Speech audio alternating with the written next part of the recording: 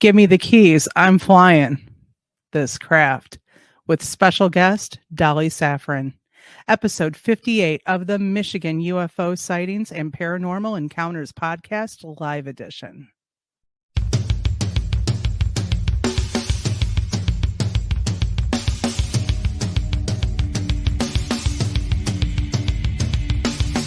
Welcome to the Michigan UFO Sightings and Paranormal Encounters Podcast, where we explore the unexplained and mysterious phenomena that have occurred throughout the state of Michigan and beyond. From UFO sightings to ghostly encounters, we delve deep into the stories, the evidence, and the theories behind these strange events. We are your hosts. I'm Michelle. And I'm Wayne. We are an educator duo that after an encounter with a triangular UFO in 2018 in Michigan, we decided to investigate UFOs and the paranormal. In this podcast, we will be speaking with eyewitnesses, experts, and researchers to uncover the truth about some of the most intriguing cases of paranormal activity in and around Michigan. Our goal is not to convince anyone of the existence of these phenomena, but rather to provide a platform for discussion and exploration. So, buckle up and join us on this journey down the paranormal rabbit hole. On an escalator.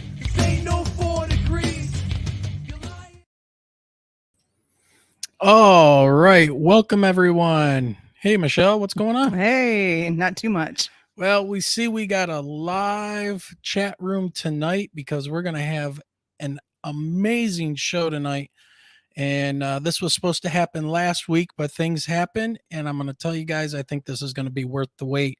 So thank you, everybody, for joining us, and welcome to another live edition of the Michigan UFO Sightings and Paranormal Encounters podcast, voted in the top 100 of podcasts in Michigan.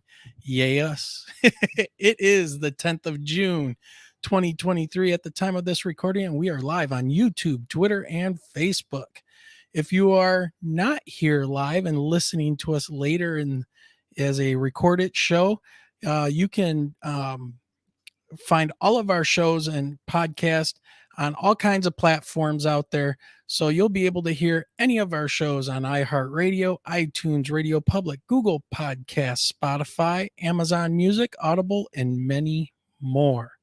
So just really quick, wanted to go over a few announcements. So next Saturday, there will not be a show on the 17th, as I will be down in Asheville for the Cosmic Summit hosted by Randall Carlson and Johanna James, and as well as the Brothers of the Serpent, Kyle and Russ Allen, and their podcast. So it's going to be a huge event. Can't wait to talk to those guys and see them in person finally, and hopefully get Randall Carlson on here soon. So, and have Johanna James come back. Also, really quick, some of you may have heard that our very good friend and podcaster and author, Jared Murphy, has been ill, but he has pulled through. He's still at the hospital in recovery mode, but he, believe it or not, had a massive heart attack, and we're very, very shocked by that. He is making amazing progress. Yes. So we want to thank everybody for the positive energy and the prayers out for Jared. So thank you guys very much. He appreciates it. We really appreciate it. We have a lot of work together that we still have to get finished. So it's not time for any of us to go anywhere just yet. So as we get updates, we will definitely let everyone know. Well, we're going to give some quick hellos to the chat before we have Dolly Safran join us. Oh my gosh, where to start? We've got, Taban R. Hey, Taban. We've got Gray Troll. We've got, if Dolly's in the chat too. We've got JB39. We've got Neural Channels. Don Curtis has joined us. Lisa Bowden is here. Lisa Bowden, Amuamua 42 is here. We've got Straw Dog. Diana's here. I know that Mama Dorothy's coming over later on. Yep. We got Preston Dennett in the chat. Hey, yep. Preston's in the chat as well. Great seeing you again, Preston. Even Dana if Matthews. It is in chat form. So, yes. Yeah. Straw Dog. Yeah. So welcome, everybody. We are definitely glad to have you here. Now, our standard rule is that those of you that are in live chat, if you want to ask questions of the guest, please put them in all caps and we will try. There's no guarantee, depending on how the conversation's going and how much energy Dolly may have and what time's going on and all of that. But we will try to get your question out there. So if you put them all in caps, we will try to see them, get them written down or copy and paste it and get them out there. So, and remember, we just want to say that, this live show and the podcast happens because of you. So the viewers, the listeners of the show, your amazing support. If you want to help support the podcast, the links are below in the show description to our PayPal, Patreon, our link tree that will take you over to other ways to support the podcast.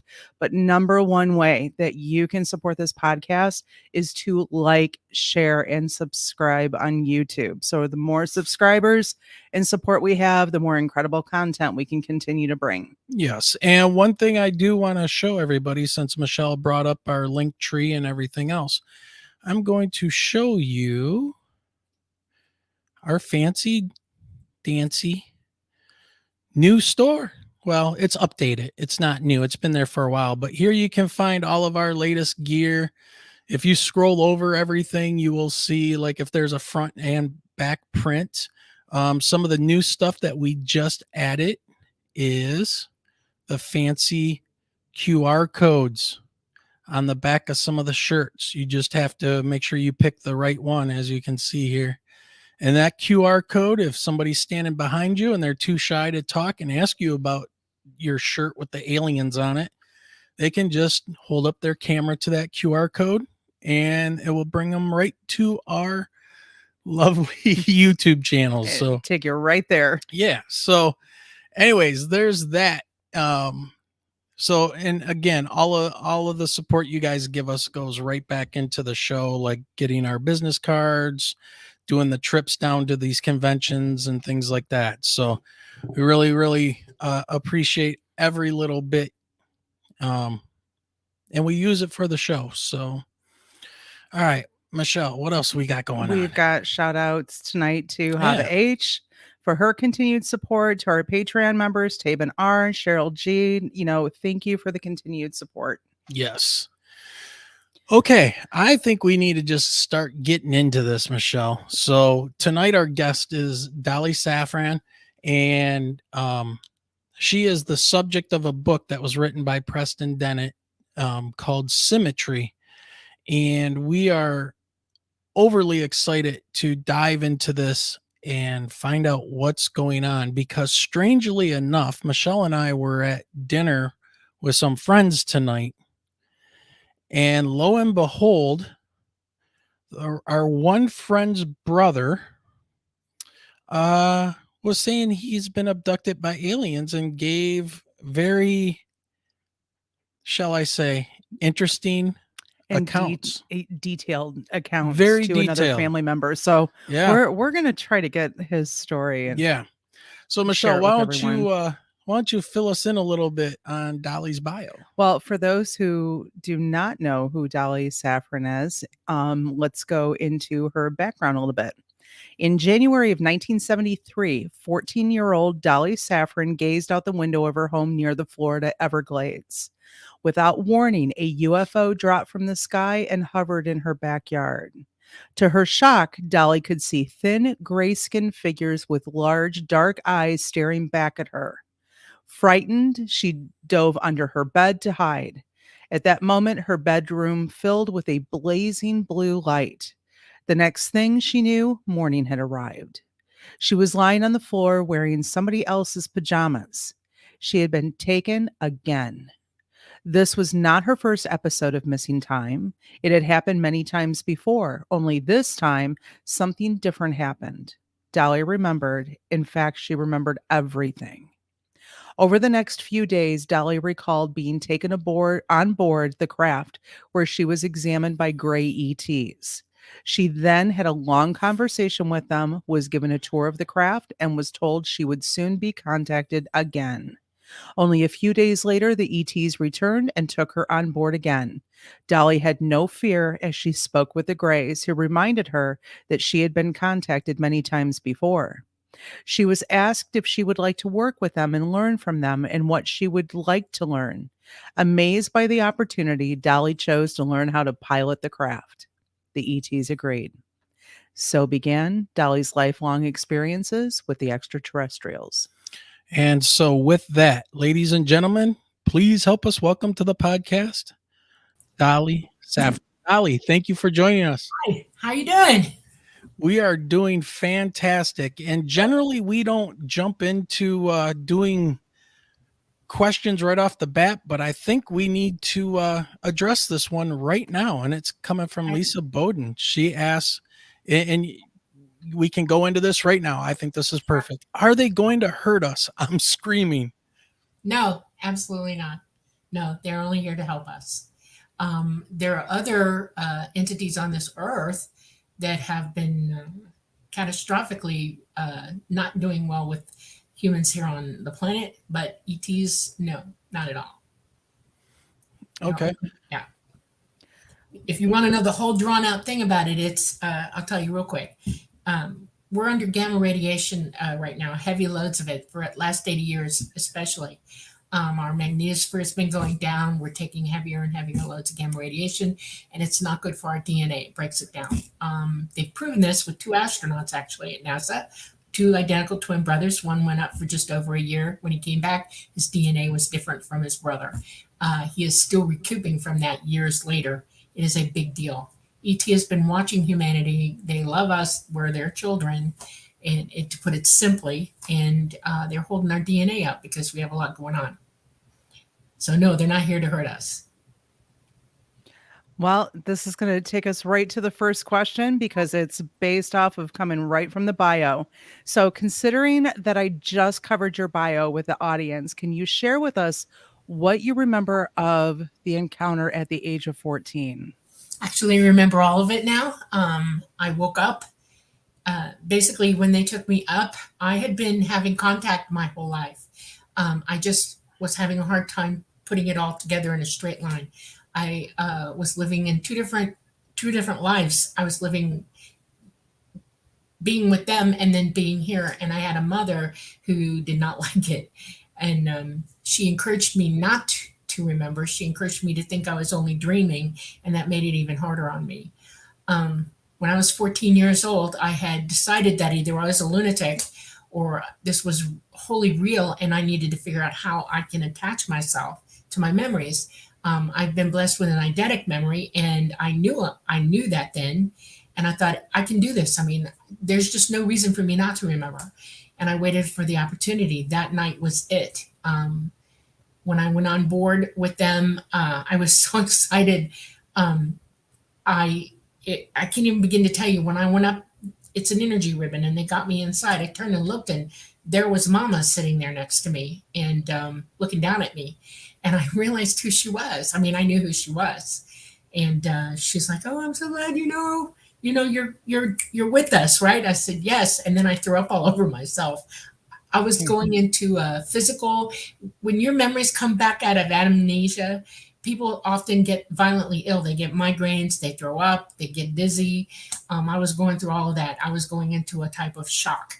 And so they got me cleaned up, and they walked me around the craft so I could mentally latch back on and put my memories in proper perspective in place.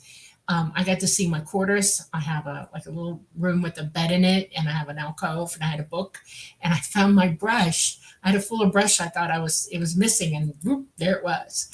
When I got back up to the craft, they gave me something to drink too. I think that helped me. I was still shaking really, really bad. Mama said, they let me know that they were proud of me, that they knew, psychic, that I was desperately trying to wake up, and that I was. And then I heard Talata's voice. He is the actual craft. He is a fifth dimensional non-corporeal being who indwells this biological craft. They build them in the fifth dimension and bring them out. He is like, "Hey, how you doing, kiddo?" And I'm like, oh my God, I know who you are. They sat me down, and they pretty much ran through my life with me. They wanted to know what it is I wanted, what it was I thinking about being.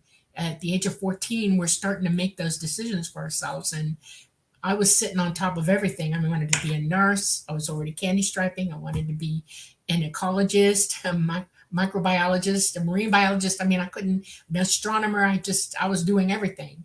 And they said, "Well, we're going to give you a chance to work with us, but we need you to decide, what do you want to do?" And then it hit me like a ton of bricks. I love to fly, period. I have pilots in my family. I love to fly. And I just said I want to be a pilot, but I didn't mean here, I meant there. And he didn't hesitate. He said, "That's doable. We can consider this." And they told me that there was a lot to consider, that I needed to be checked over, that they needed to make sure that this was a wise decision on my part, that I could do this. I had to physically and emotionally and mentally be ready for it, psychically, everything.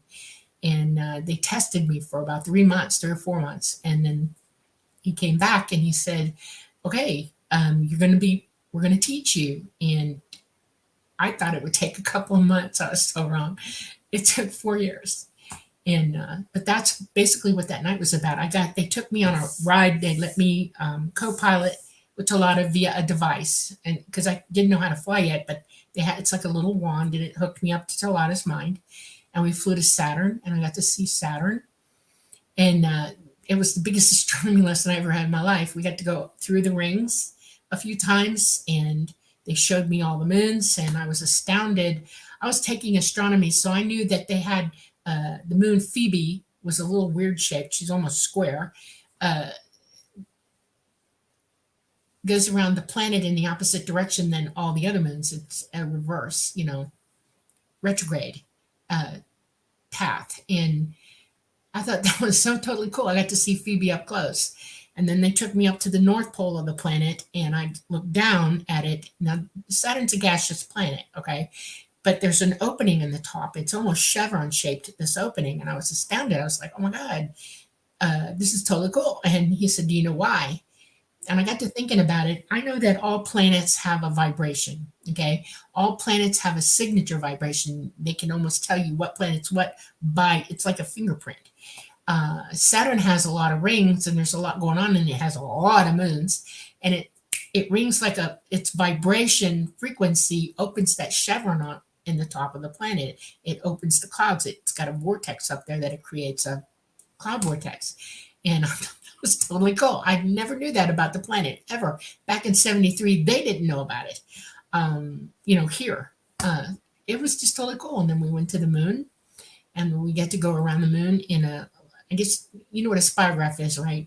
We did that type of an orbit 8 times. Yep. See the backside of the moon. I got to see there is a base. I got to see some older areas where they had been, but they're nothing anymore. They're just empty. And then I got to see the lander, which amazed me, and the rover and the flag. That was totally cool. And just different things. They took me up on the rim, which is like if you were looking at the moon at night and you had the 12 o'clock position, you go to the 11 o'clock, or right at the rim where you can still see daylight and night, the backside of the moon, the dark. And we were looking at the Earth, and it was in phase. And that shook me up, and it shocked me. I'd seen it before, but my memories were melding at that point. It is we're a very unique place. We have a lot of water. There are other planets like this, but in our solar system, and we stand out. Unbelievably, we stand out. We're gorgeous. We're a beautiful ball in our solar system. It's just very cool. So, Dolly, before you answer that question that Michelle put up for you,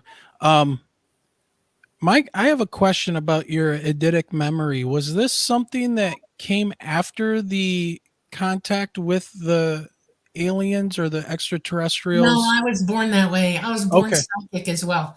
Yeah, I'm a generational contactee. It runs in my family. Everybody's psychic in my family, and even including my great-grandparents. That was going to be my next question about your immediate family. Yeah. My mom didn't like me using them, although I knew she had them too, because she and my dad could talk to each other. It freaked us out. We knew they were psychic together. They were like soulmates. That was my life. I'm sort of watched by them my whole life. They watched my family my whole life. And we're talking about generational, way back.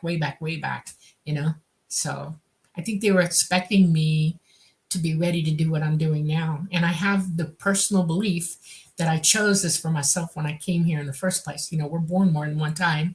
And I think I decided that now was a good time to come, and I had something to do. And that's why I'm doing it. Well, and I think before we ask Angela's question, were all of the experiences that you had, throughout the years, positive ones, or did you have any that were negative? Okay, I'm going to preface this with explaining why negative happens for some people, because that's how I want you to realize what's happening there.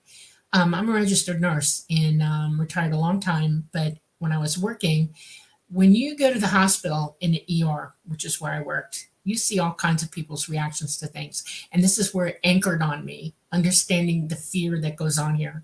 Y'all are taught to fear from the cradle, okay?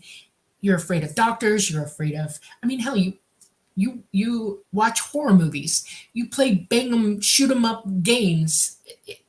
It's very violent here. And when you add violence, horror, and tragedy all together, people learn to be afraid or paranoid or afraid of almost anything, including their own shadow.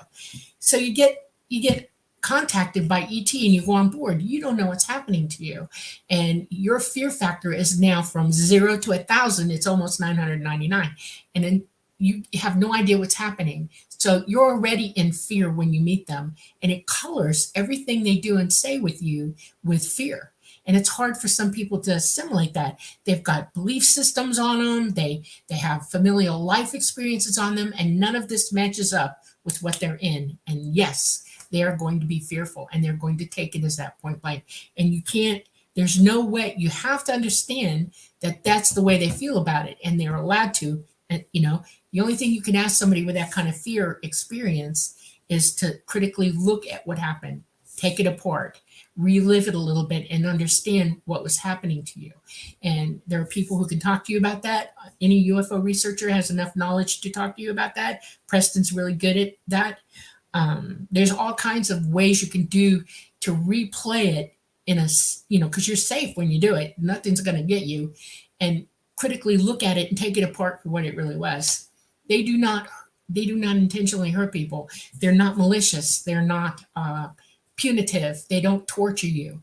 They examine you. And like being in an emergency room, if you're like a little kid on up. I've seen grown adults try to bite me, hit me, knock me down. No kidding, because I've got a needle on my hand and I need to get blood from you.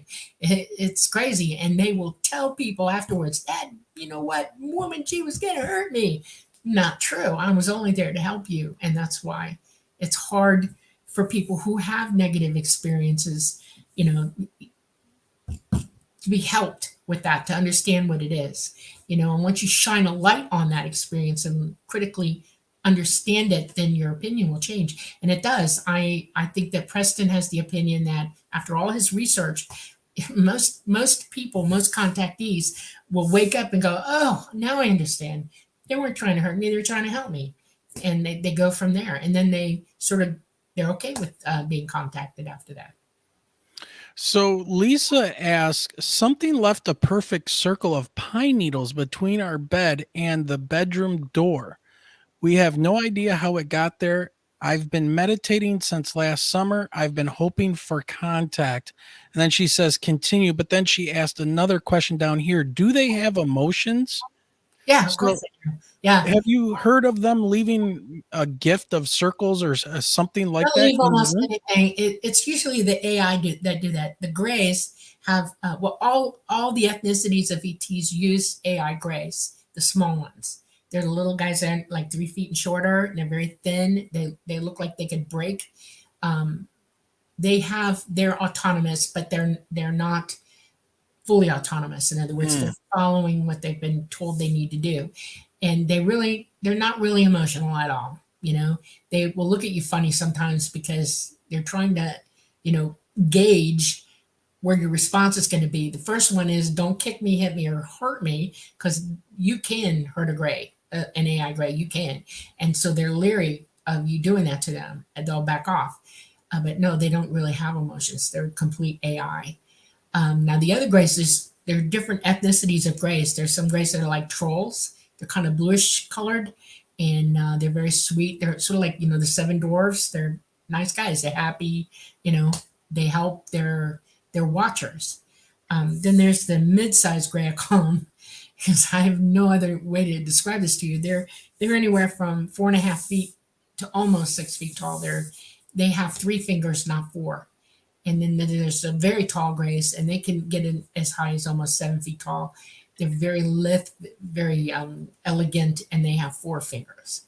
So, somebody on Facebook, we don't know who it is, they ask, so they talk like us. I think I know what your answer is going to be on this, because I've had to deal with something talking to me. So yeah, you're transmitting from your brain, and they hear you thinking. They're wide open psychics. We can be too. We're just not doing it. We have issues with our pineal glands now. They're being gummed up and corroded and toxified. So it's harder for us to be psychic, fully psychic, wide open psychic like they are. But yeah, they hear you thinking, and they will talk to you in your syntax. In other words, if you have an accent, they'll use your accent. If you speak a language, they'll speak in that language. Psychic language doesn't really need to know what language you speak because it's in concept. In other words, they can speak to you psychically, but sometimes they will try to like audibly let you hear them communicating with you and psychically hearing, and they'll use approximation of how you speak. Yes. So, how soon after you started having experiences did you share with your family and friends? And, Uh, how did they react? I know that, your mom didn't want you to have the memories. my whole family, my family was well aware of. I was like the black sheep in the family. I mean, I was the odd man out. I was already telekinetic. I could levitate. I could do all kinds of weird things. I was psychic. If you were thinking something, I'd repeat it. I saw things about you. I could see your auras. It was like in the family. Dolly's here. Okay. It was well known in my family. My mom did something once that blew my mind. When I was a young woman in my 20s, she had a friend who was real interested in psychic abilities, and she brought her over and she sat her down in the living room. She said, "Come here." And she said, "Hold your hand out." And she put this object in my hand and she said, "Please tell her what you get off of this psychometry." And I'm looking at my mother and I'm thinking, you never asked me to do this before. She knows I could do it. And so I did. I read it for her, and then I looked at her dead in the eye and I said, your grandmother, your great aunt, your grandfather, and 2 friends are already on the other side and they all want to talk to you. And she looked at me and she's like, "How do you know?" And it's like, it's hard for me to put it to you. I see them. I hear them. I've been interdimensional so many times. It's like a natural ability. If you're going to surround somebody or come around them, I'll see you do it, if you're on the other side. It's like mediumship on a really high scale. Yeah, so they were all very used to it. I had friends who were well aware. Most of my school friends, I didn't talk to them about it, but I am out now. They all know it. They see it on my Facebook page, and so far everybody's okay. I haven't had anybody go to me, so we're good. Do you have family or friends stating that they have had similar occurrences? Yeah, I have a pretty psychic family, strangely psychic. Um, I have family up in Wisconsin, and I'm not going to name names, but yeah, we're psychic all over the place. Yeah. What about with experiences with ETs? That I don't know. I haven't really talked to him about it. I know that I have family close to me that we've discussed it. My brother's wife, before my brother's passed away from COVID. Um, her mom was a contactee as well, and a serious contactee, and she used to tell Donna all kinds of things. She talked about her implant with her and everything, and Donna very well knew that I'm the same way. And her mom used to tell her, "I see him come and get Dolly," and like, huh? And just before she passed away, she said they came and got my implant at the end. And I've been with Donna, and they've come down for me, so she's seen them. We've seen them together. My best friend, who's now passed, her sister knows about it, and she knows every story I've got because her sister told her, and stuff like that. So it's like it's out there for me. Yeah. Now, Dolly, I started reading Symmetry, and I decided to stop reading it so I could come into this kind of cold. But okay, your father and I kind of have a similar background, and I got to the point where your father, he was in the military and he was a ranger. Yes, and there was a point I was reading there where he seemed like he was very upset to get you to come into the house. You made it a point to talk about this in the book. And I'm wondering, did your father know something was going on? Was he aware and was trying to protect you? Because he seemed very stern about it. In that little snippet I read, I had this vision in my mind. If this was my daughter, I would definitely be in protection mode. So what was your dad's take on that's this? the night that I woke up, and I was outside with my telescope that night doing homework. It was a school night. I only sleep 2 hours a day. Lately I've been sleeping a lot more. I'm forcing myself to, because there's a reason for that. And but yeah, I was up all the time. And 1 o'clock in the morning came and he said, "Dolly, get in the house now. Come in." Okay, so he knew I had to go to school the next day, and he wanted me in. But my dad was psychic. He was also a contactee. But we never discussed it. He never openly told me anything before that. Okay. And he knew when they were coming to get me. They had a very rude awakening when I was 2. My mom was pregnant with my brother. It was about 2.5. And I disappeared out of the house during a nap in a locked house. My mom, 8 months pregnant. And she woke up. They couldn't find me. She called my dad. They came home. They called the police. The police brought a patrol car. They put her in it and drove her around so she could call out the window on a bullhorn for me, thinking I'd come to her voice. A couple hours went by. They had an APB out on me in Miami, and finally they found me.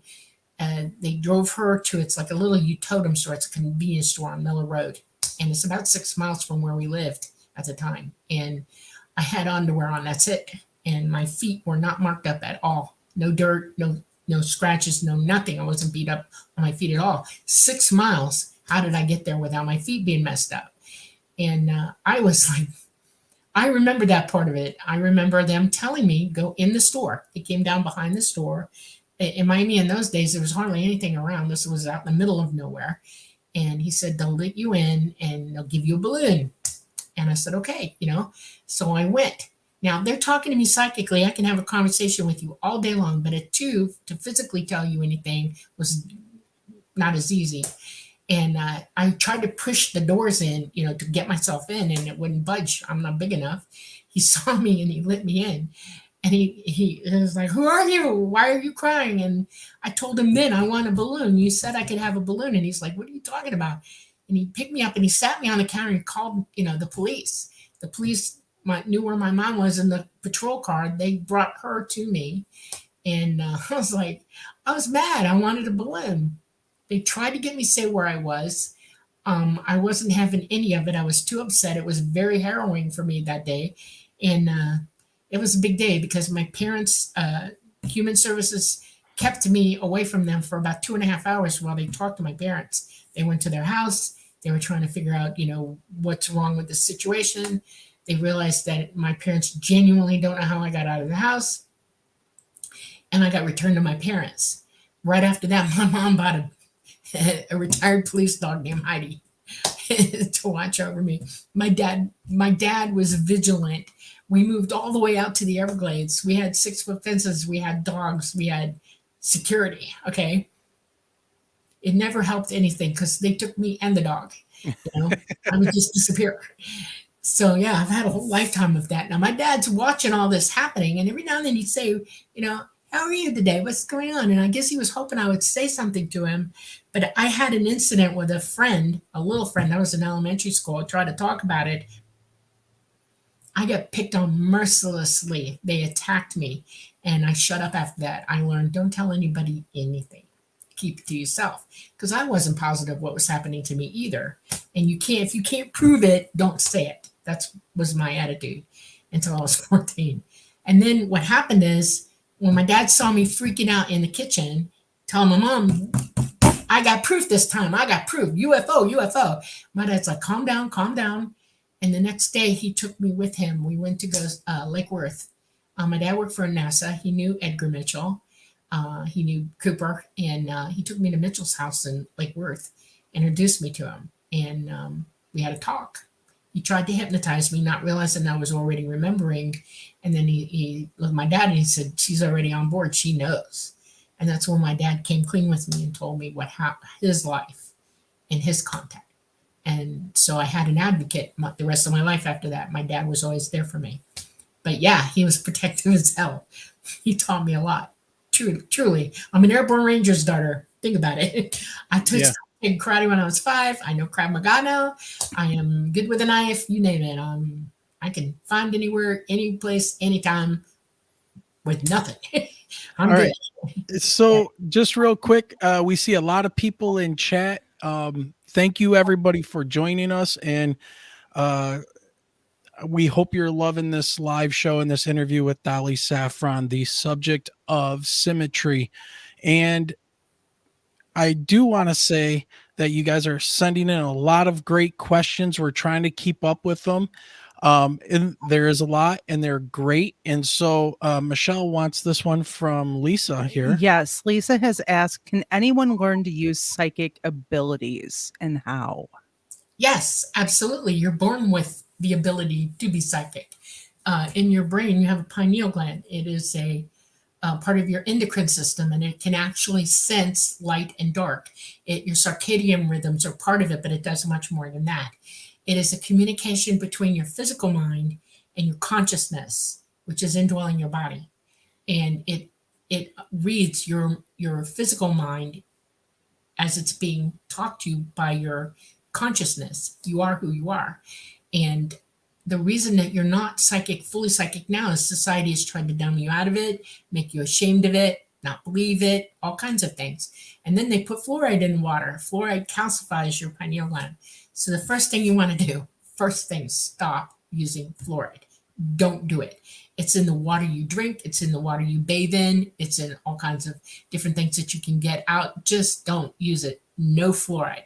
It'll take a little time, but your pineal gland will start cleaning itself up. Eat whole foods. Don't eat a lot of foods that have preservatives in them and stuff, because again, that attacks your gland. It attacks your whole body. Start to meditate so that you can learn to focus. You have 5 brainwaves. You have alpha, beta, theta, gamma, and delta. Alpha is the brainwave that you want to go into. That's the one that calms you down. You hear nothing, see nothing. You're going into a blank room in your mind with this, and you relax and you get calm. And then once you do that, you think about your third eye. They call it the third eye, and you see if you can get it to open. You'll know when it happens because you will psychically perceive it looking at you. You'll see the eye open up in your mind's eye with your eyes shut, and you'll see it open up. And it's your consciousness, who you really are, that's looking dead back at your physical mind. That's how you know you can connect with it. Now, here's the thing. You didn't learn this as a small child. You weren't encouraged to be psychic, so you're going to have to go back to square one with this. There's an app for that. Russell Targ, who was a genius at one of the greatest universities in this country. He also did remote viewing for the country, left a program for everybody. He's still alive, but he's really, really old. It's called ESP Trainer, and you can find it in the Google Play Store. It's good for your Android. It's good for your iPhone and on your PC. Download it. It has 3 different sections, and it's a guided way for you to track when you're on and when you're off. You'll know when you're psychic by using this to practice. And then when you start doing that, remember that everybody around you is psychic as well, and get a group together. Y'all sit there and do cards, or, make targets, remote view, do all kinds of things together. That psychic practice. You will be amazed at how fast this starts to connect up, and you'll start hearing and feeling and seeing from your own real conscious perspective, not your brain being jumbled up from your consciousness. All your physical mind is a computer that hears everything and sees everything for your consciousness, which is indwelling you. That's what it means to be psychic. Go for it. Give it a try. Well, since we're on the subject of communications, Neural Channels has asked, can you talk about the VHF signals to communicate with craft when it's invisible? And I would like to add on to that a little bit. Is this the same or close to the same as like the CE5 that I've heard about, with coming in contact with and calling craft down as a group? I think that's done by Stephen Greer and his organization. Right. So please. Actually, Stephen wasn't the one that developed CE5. It came from somewhere else. But in its early stages, he was introduced to it. And if you ask Preston about it, he'll tell you about it. I don't want to go back into that right now. What CE5 is a guided meditation to where you channel your own abilities and call out to them as a group. You magnify the signal. Greer also knows how to use radar signals to locate them and send them a prescribed message that he knows how to via radar. Okay, it's a series of mathematical tones that gets their attention. They don't need us to use VHS at all. No radio signals, nothing. Your brain is the transmitter. Trust me, they hear you. They hear you above everything else. They know exactly what's going on around this planet. Everybody thinks you're psychic. You just don't realize how psychic you are. And they can actually hear us. Our broadcasts are okay for them to listen to, and they do, but it's not a way of communicating with us. They communicate with us psychically only. So that's why it's good to develop your abilities. CE5 is you're in a group. Most CE5 groups like to practice being psychic. They teach each other, they work together, they meditate together, and then they join up in a circle and they start the meditation. Everybody closes off all the distractions, and then they send up the message, we're here. They lift up their minds like a remote view. They lift up their minds as high up as they can, close to them. They'll see it, and then they'll report back down to you. So that's what that's about. Now, Dolly, Straw Dog says, what is that app? So what was the name of that app again? ESP Trainer. ESP Trainer. Yep. I'm going to type that into chat right now. Yep. And I have a cell phone on me right now, and I'm just going to bring it up. So hang on, okay. And I'll turn it to the camera so you can see it, because I know that YouTube won't let me put anything in there like that.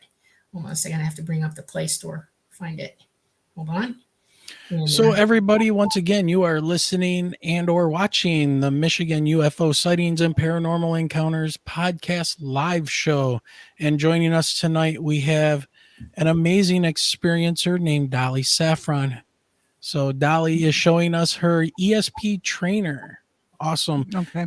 Yeah. So you said it works with Android and Apple and on your computer. Awesome. Well, there you go, Straw Dog, and anybody else who's interested. ESP Trainer. Very, very cool. All right. Before we go back to the questions in chat, one of the questions that Wayne and I had was, we often hear of, the medical procedures that are done, or, the exploring. Have you had any long-lasting effects on your health because of your experiences? They've outright healed me a couple times of a couple of things that would have killed me. One of them, I had infectious mononucleosis when I was almost 6, and my spleen ruptured, and I had an ND. I died, and I came back, and they did a healing on my spleen. It's all back together, and I've got some pretty impressive scar tissue that they didn't have to operate on me, and they wonder how that happened. And so that's one of them. And then another one, I was in my early 40s, and I was taking care of my brother who had a terrible accident. He lived on this hill with a 90-degree hill, and it was raining and icy, and I was going down the hill with a garbage can. It got away from me, and I went head over tea kettle all the way to the bottom, and I broke my elbow. Oh my God, I had a black eye. It was ripped up, and I had gone to the emergency room and come back to his house. Now here he is hurt, and now I'm hurt. That night I was miserable, and I was going to take a pain pill because I couldn't stand myself anymore. And I was getting ready to, and I saw this light outside the bedroom door. I left it open so I'd hear him call me. And I'm like, what the heck? So I said, I need water anyway. So I went toward the light, and I went downstairs where it was coming from. And I met up with my, I have a hybrid son, and I have 2 hybrid sons, and he's my oldest. And he was there. And it took me a minute to realize who he was, because, it's the first time I'd seen him since he was a baby. And he looks like me a little bit. And he said, I'm here to help you. And he said, I don't want you to be hurt. And my elbow was pretty badly broken. And he healed my elbow. And talked to me for a while, and then he went on. And when I went back to, they send you to an orthopedic specialist when you break something.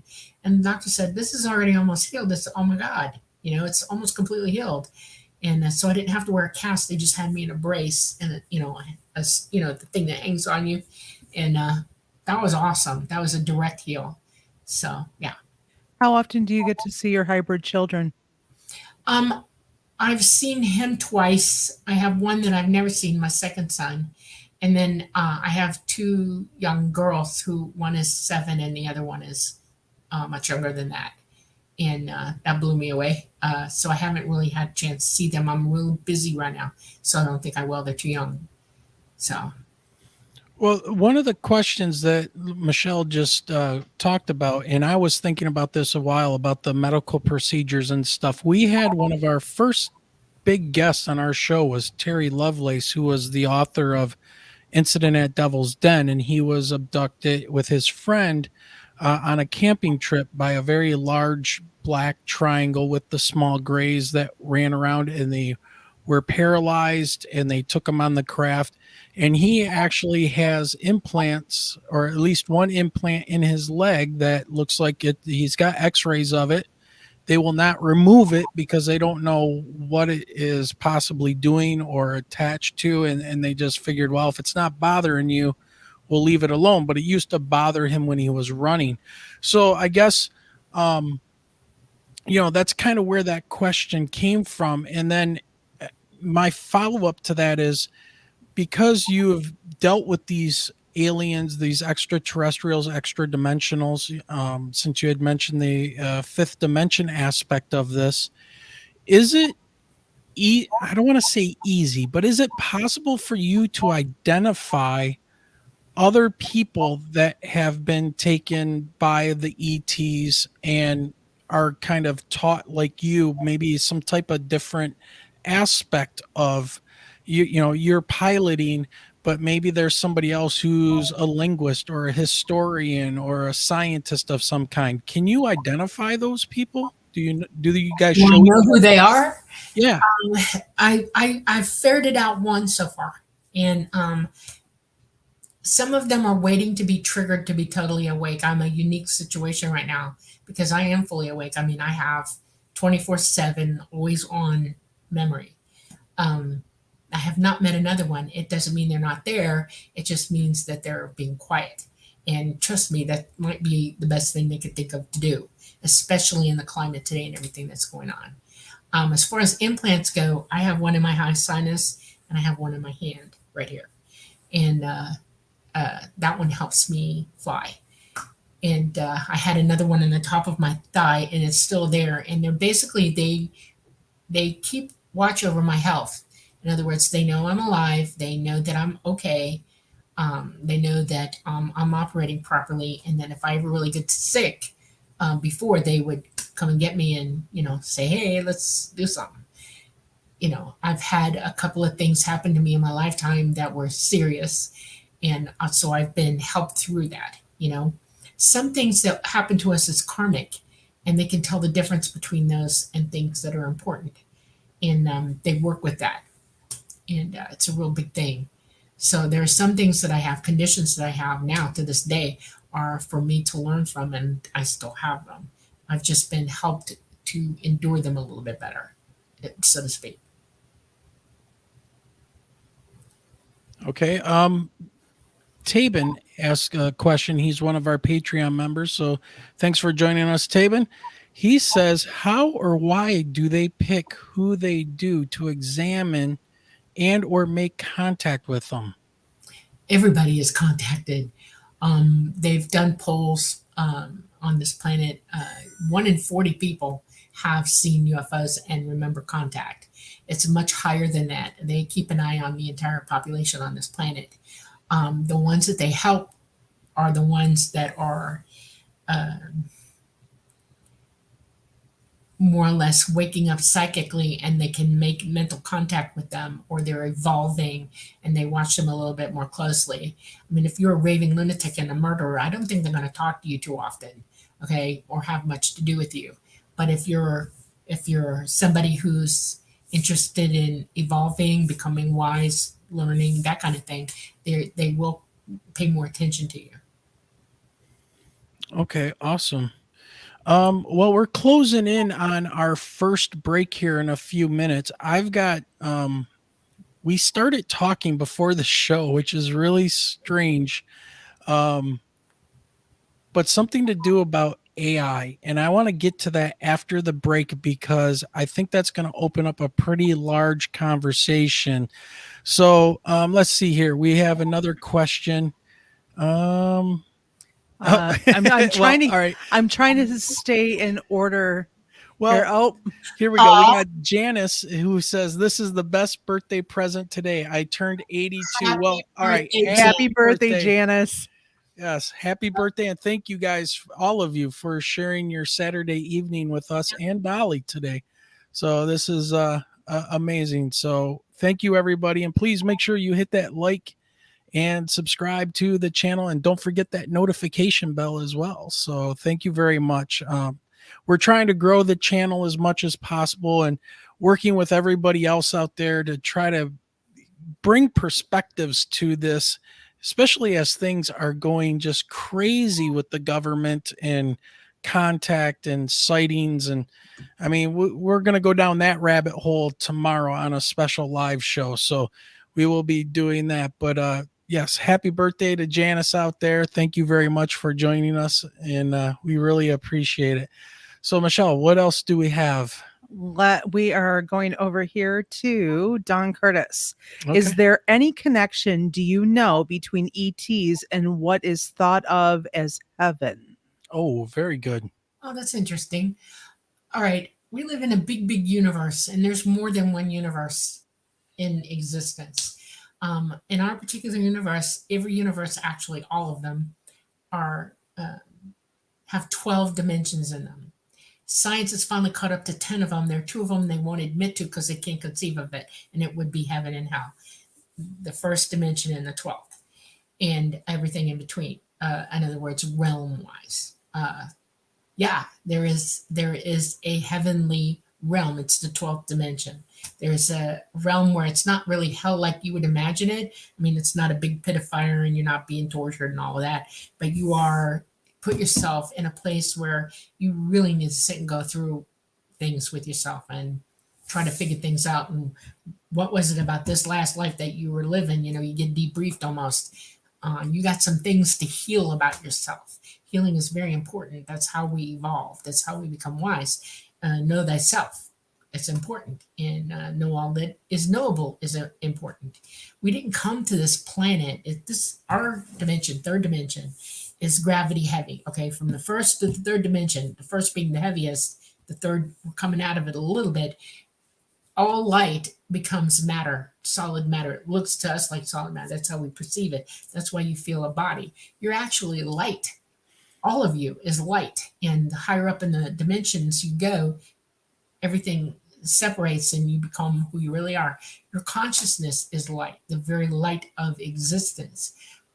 We are all together in what you would consider source. We all know each other. We're all there, but we come out to be in these bodies to experience here so that we learn the hard way to use what experience can teach you about knowledge and then employ it and then wisely move up so you can get out of this dimension eventually. You go to the 4th, the 5th, the 6th, on and on. When you pass away from here, when you lose this body, you don't die. You're alive. Your consciousness is very alive. Who you are is fully intact. You fully understand everything and you know everything. In other words, your consciousness knows every life you've ever lived. It knows everything about you. It is you. The reason that you're not in contact with it right now is because you can't be. Your pineal gland is not working too good. There are people who remember past lives. There are people who are conscious enough to get that fact and understand it, but don't move through it. There are people who are so conscious that they're mediums. They see, people who've passed on. They can see energy and things like that. It's all part of a giant universe, and there's symmetry in this universe. Everything in the third dimension is our mainframe, and we all have DNA. If you're alive, you have DNA. We all have the same DNA.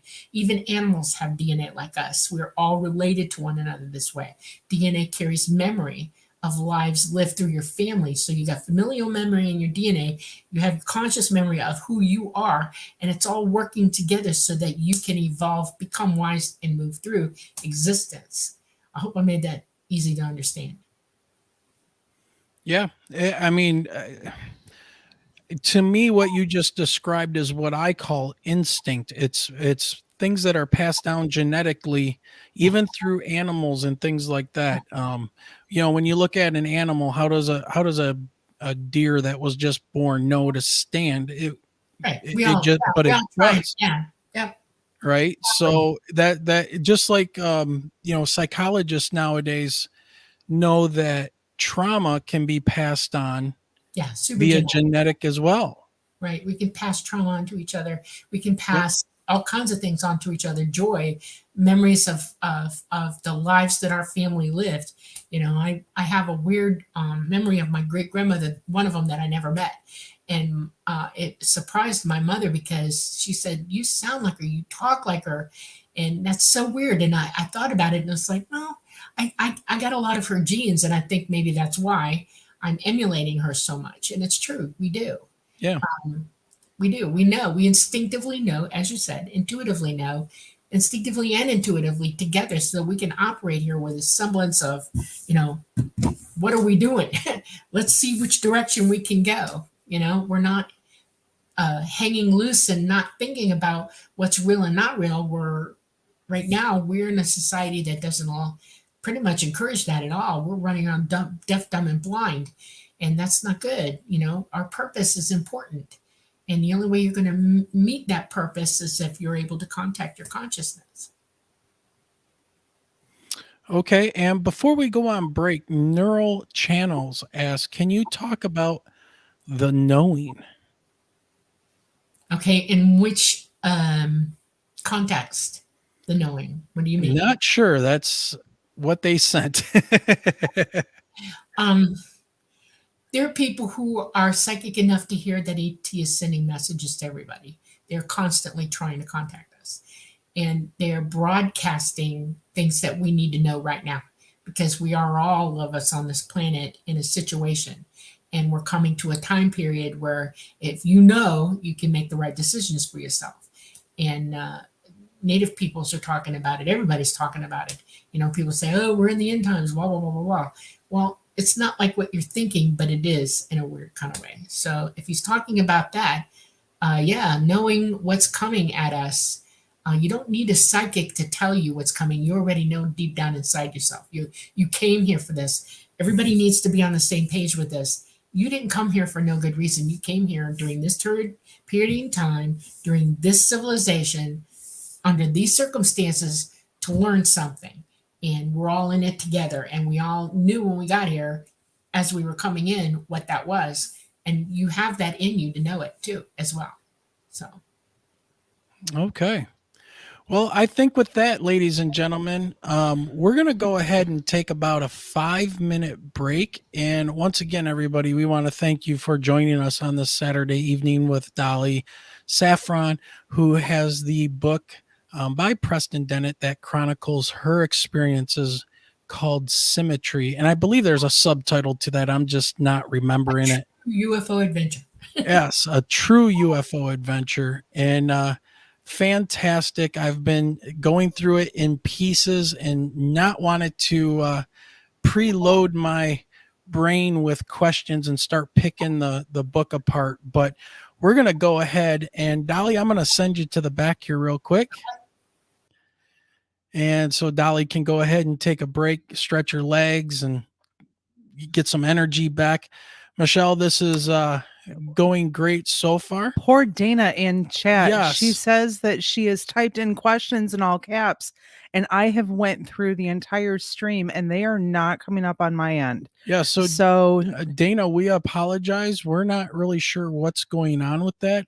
Try to type it normally the way that you are now. Even if you have to break it up, I can always write it down for you. And what you can do, Diane, do in the chat. It's Dana. Or Dana, what you can do is in the chat room, put the @ and then start typing Michigan UFO. And then, it'll fill in our name and then it will highlight it, whatever you type, and send it to us. And I'll see it in the chat. All right. We can try that one. Sorry, Dana. Yeah.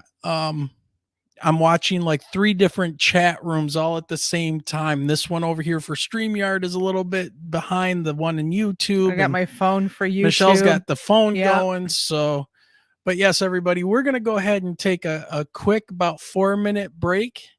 And the first one we already answered, so it's Dana okay. and I must have been on some sort of brainwave because a question that I asked and I saw her respond. Yeah. And I'm like, I don't see the question that she asked. Hey, that just, that happens sometimes. And we have a list of questions here as well that we came up with for next week or last week when we were supposed to have Dolly on. This is just the way things go.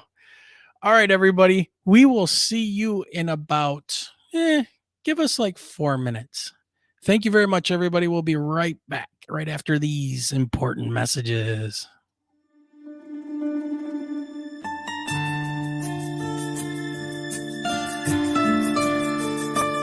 Traveling near New Boston, Michigan? Hungry?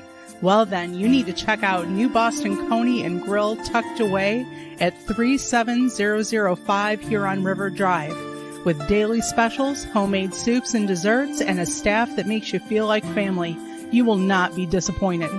Give them a try for dine-in or carry-out at 734-606-5313. You can find their page, including their menu, on Facebook. Bon appetit!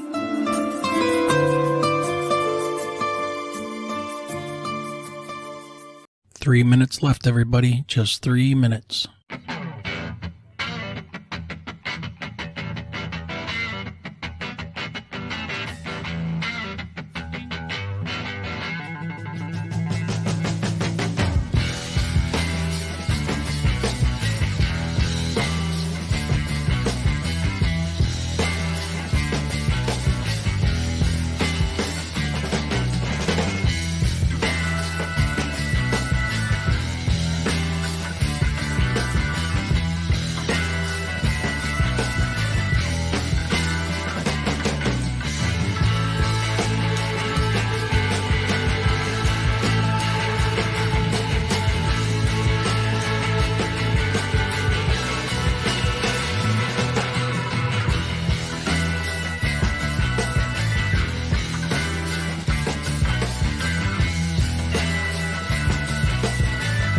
Two minutes left, everybody. Get ready. 2 minutes.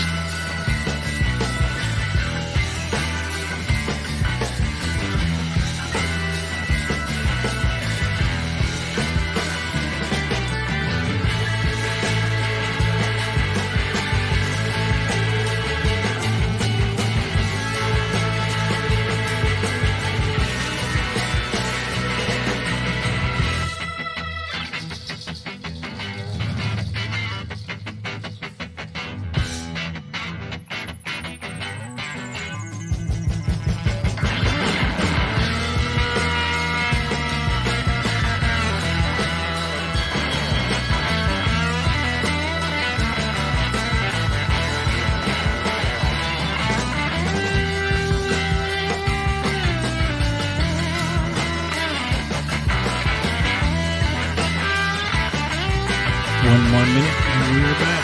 One more minute.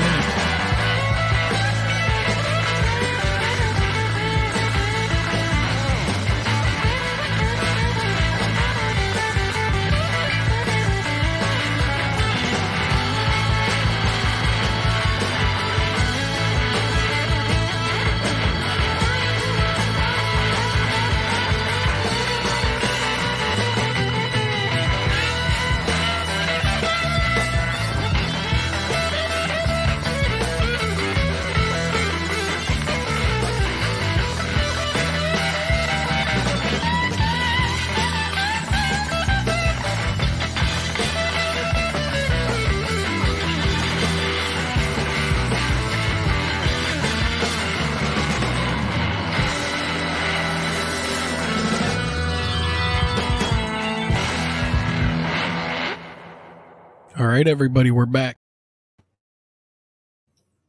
All right, everybody. Thank you for joining us after that quick break. Glad to have you all back here. Hopefully everybody's doing well. And I'm seeing comments in the chat are still going like crazy. So thank you, everybody. Please make sure you do that like, share, and subscribe thing. And don't forget that notification bell. Now, there was a comment here by Janice, and I'm going to put this up here for everybody. She says, "This is my first time on this channel. I thank Dolly for sending it to me on Facebook. Wow, we are all getting connected." And there it is, Janice. That is exactly what we need to do. I wholeheartedly believe that we need a place for people to come and talk about their experiences, share those with people, look for commonalities, and what can we figure out about all of this that's going on, and it's just really amazing. So, yes, thank you to Dolly, obviously, for sharing this out, and every one of you as well.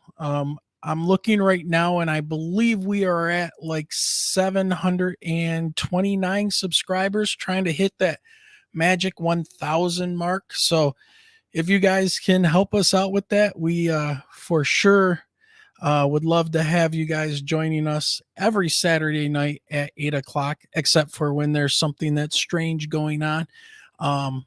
But yeah, so thank you everybody once again. And I see Mama Dorothy has shown up in the chat room. My adopted mom is here. So good to see you, Dorothy. We got Zach Diecast Mansour has shown up. We got JB3 Nunn. So good seeing you. A lot of new faces here. So again, thank you very much. Now, tomorrow I want to show everybody something.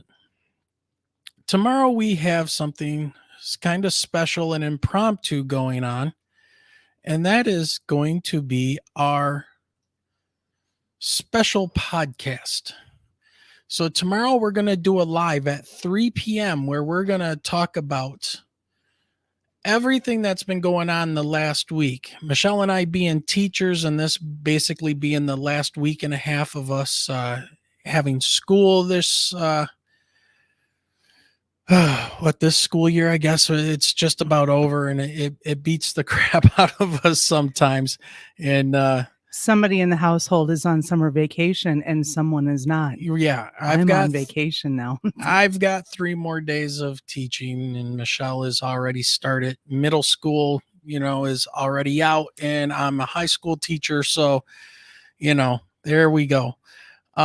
But what I want to do is let everybody know we're going to be doing this special broadcast tomorrow. We're going to talk about the debrief. We're going to talk about Mr. Grush, who's come forward, Melon, Nolan, and then the Las Vegas UFO crash. WTF? What is going on? Okay, so we're going to bring up some of those articles. We're going to talk about it. We're going to watch some videos of what was going down.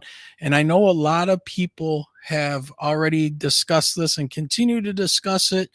And I just figured, you know what? Let us discuss it as well. and it'll be a nice little bonus episode for everybody to come in and join.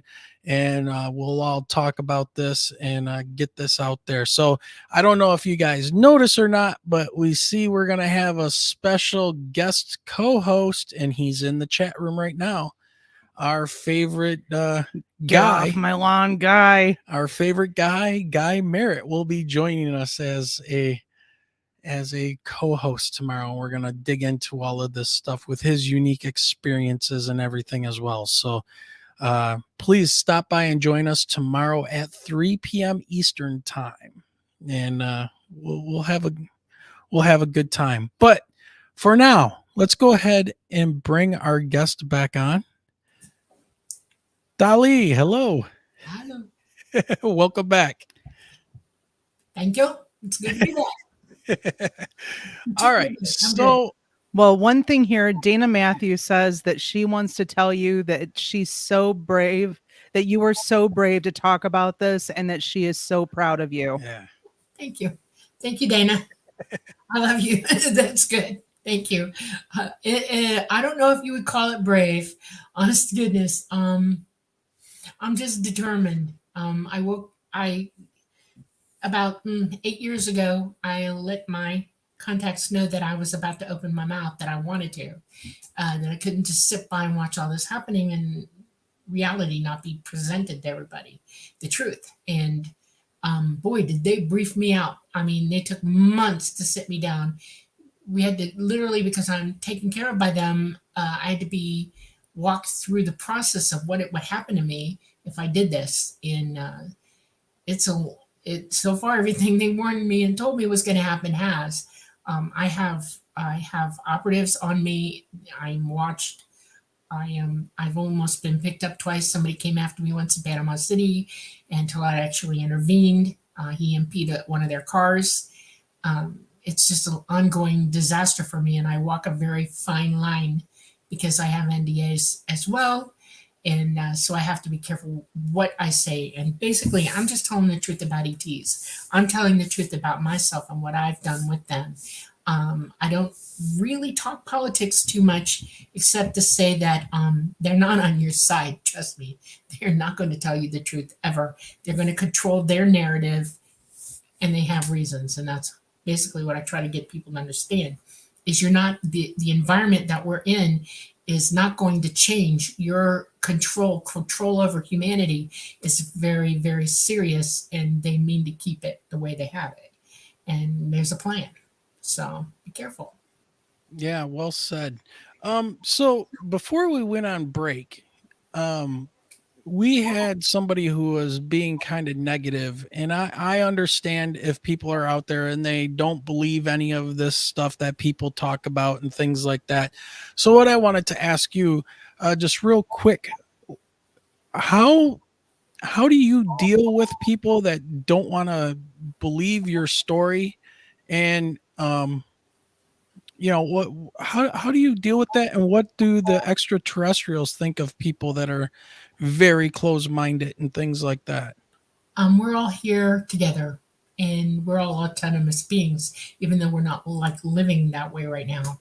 Your autonomy is paramount to ET as well. They are autonomous beings, and they believe that we each of us have the right to learn as we see fit and to know and understand as we go along in our lives.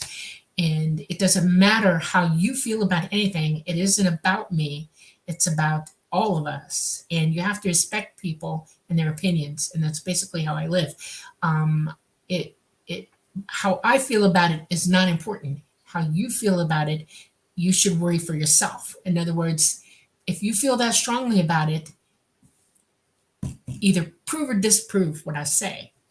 I don't need you to come after me. I won't let you do that. I will negate you instantly. I will push you away from me. I will delete you, block you, whatever it takes, because your opinions are not going to be valued by me in this arena. What I do though is try to give you a reasonable explanation and understanding of what I know, give you places and resources to go look up what I know and prove it to yourself whether I'm right or wrong.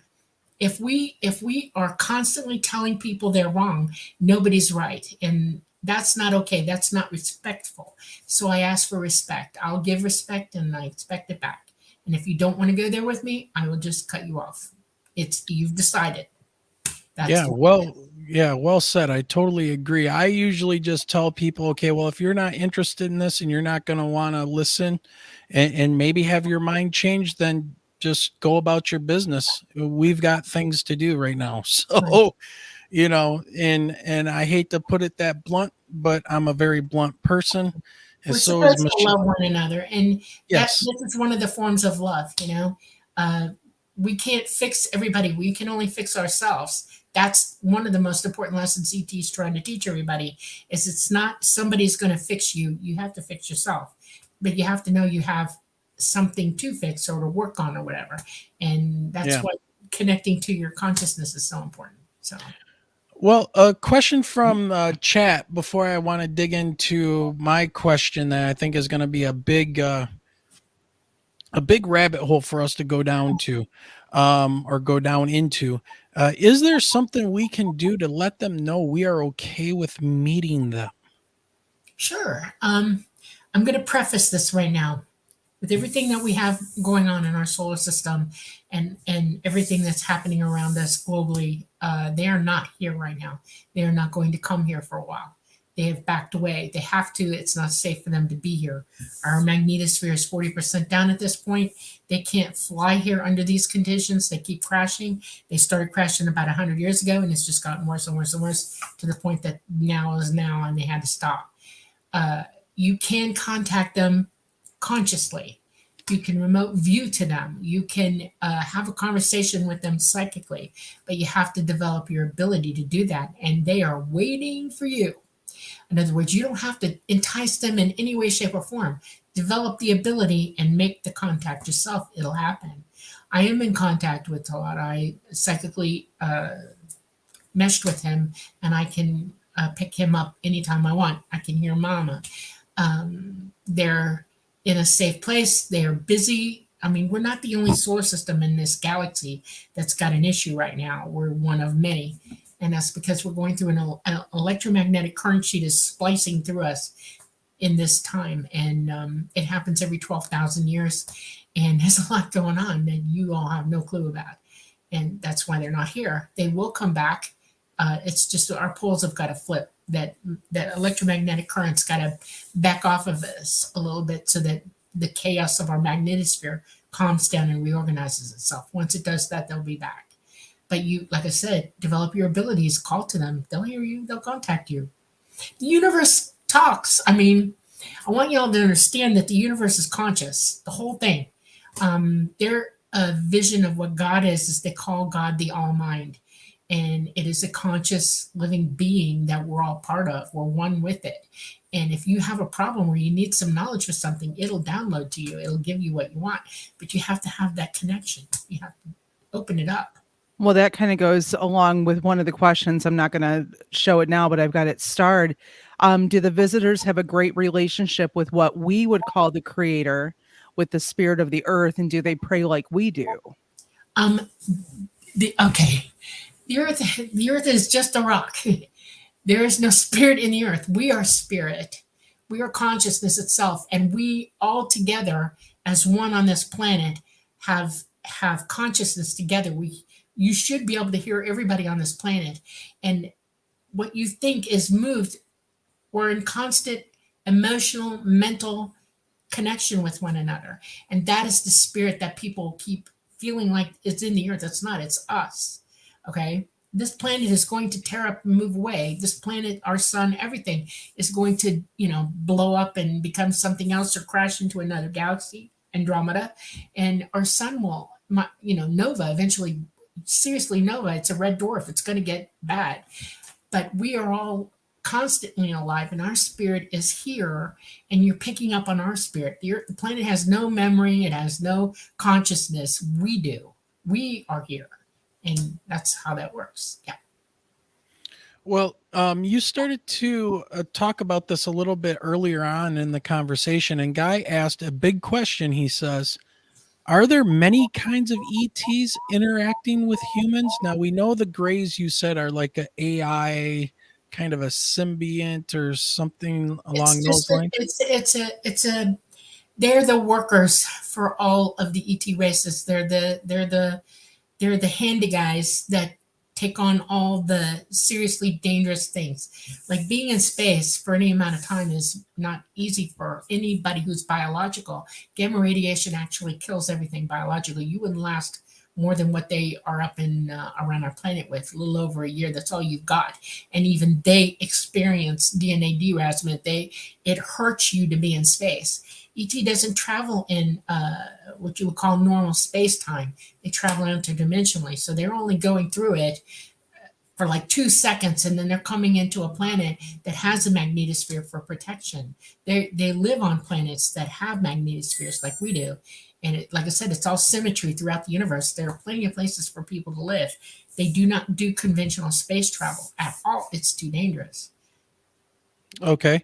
And Mama Dorothy Hawkins asks, can Dolly speak to how the process of showing themselves to I think she meant to say showing themselves to someone rolls out?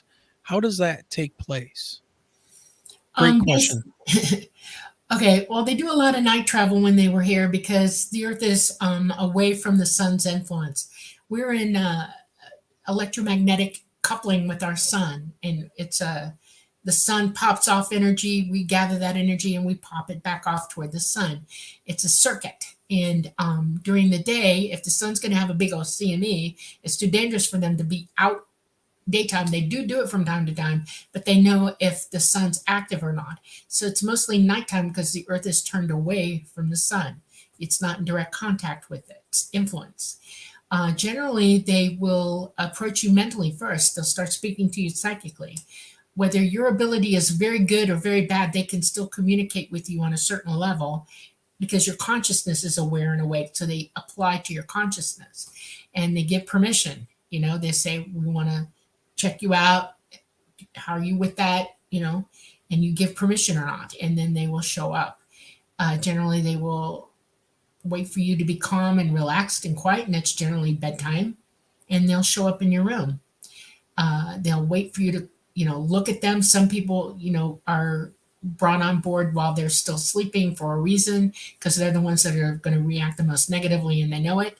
And others, they wait for them to wake up a little bit, and they say, "Hey, how you doing?" And they're hoping to start developing a rapport with us. They've done that for centuries and centuries with humankind, and eons back. So that's basically how it starts. They're not trying to frighten you. You've been told there's a boogeyman. They're not the boogeyman. Lisa asks a great question here. Why do they care about us? They are us, we are them, we are all one. They are our progenitors. We are related to them, all of us. All the different ethnicities of them make up our DNA. We are related, and we are watched over and encouraged to evolve. And they've worked with us during many iterations on this planet. And that's an interesting word. Look it up. Every 12,000 years, things change here, and that's a new iteration of humans on this planet, and different societies over and over and over again for 280 million years on this planet alone. There are planets all over this universe, literally, and in our galaxy that are like us, that are coming along, but we're related to them. They care about us. They have enough. Here we go. We're going back to what love is, okay? We're going back to what it means to understand what that means. If you care about somebody, you would do anything to make sure that they evolve. And like any parent, you teach your children everything they need to know, or you hope they learn it, and then you watch them move up and go on their way and be what they're supposed to be. And we are that to them. We are related to them, literally. Yeah, great points. Okay, Dolly. So what's been weighing on my mind a lot lately is, well, we've had this massive government whistleblowers, yada, yada, coming out talking about this, that, and the other about UFOs and having crashed craft and all of that stuff and what they're doing. Okay, take it for a grain of salt. But what I'm looking at is artificial intelligence that we are creating or creating itself at this point. And I don't know why I've gotten pulled into learning more about this stuff. A little bit has to do with being a teacher and Chat GPT. And I started playing with it because some of the kids were using it, and we're trying to figure out ways of identifying when they use the AI to write a paper and things like that. And I'm sitting there messing around, and I was showing Michelle, I was able to construct a whole 5-day teacher's lesson plan for teaching earth science. And I said, okay, where is this going? And if you look at my tag under my name, I had put aliens versus AI. So I don't know where that's coming from, but what do these beings think of when it comes to our artificial intelligence? Do they think we're doing something good and it's going to help move us forward? Are they not concerned? Are they concerned about what's happening? Artificial intelligence, the way we're developing it, is very, very contentious, because we're building into the AI, we're programming into our AI. And you need to understand what it means when you say you're programming something. We're using our programming language. We're putting into a machine how we think and how we feel, and we're teaching it to be like us. And it is never going to be sentient. No program, even as explicitly creative as this one is becoming, because we're very creative, we're teaching it to be like us. Think about that. Is ever going to be sentient? It can't be. Our sentience comes from our consciousness, who we really are. This body is a mainframe, like a computer, and our consciousness programs our brains. It does it from source, where the all mind lives. It's a different perspective. It's a higher understanding.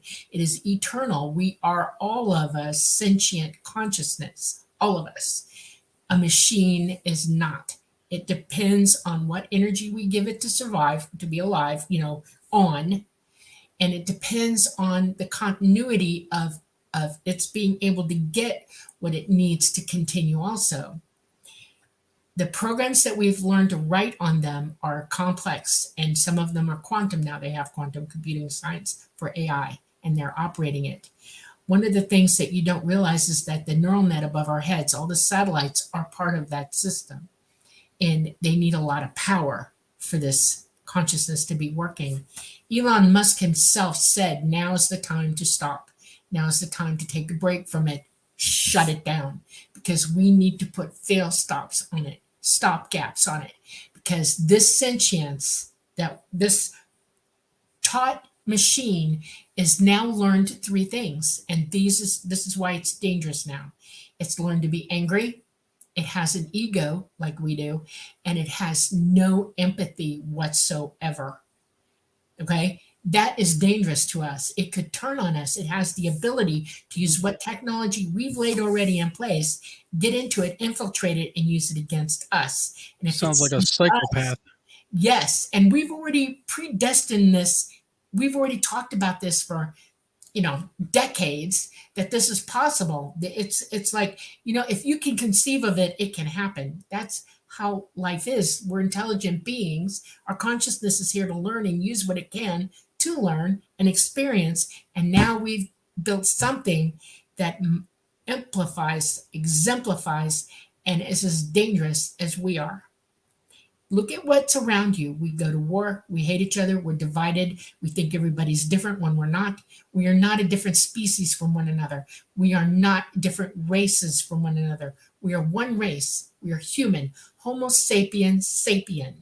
ETs are also Homo sapien sapien. We just look different from one another. That's the same genome. We can breed back and forth with one another.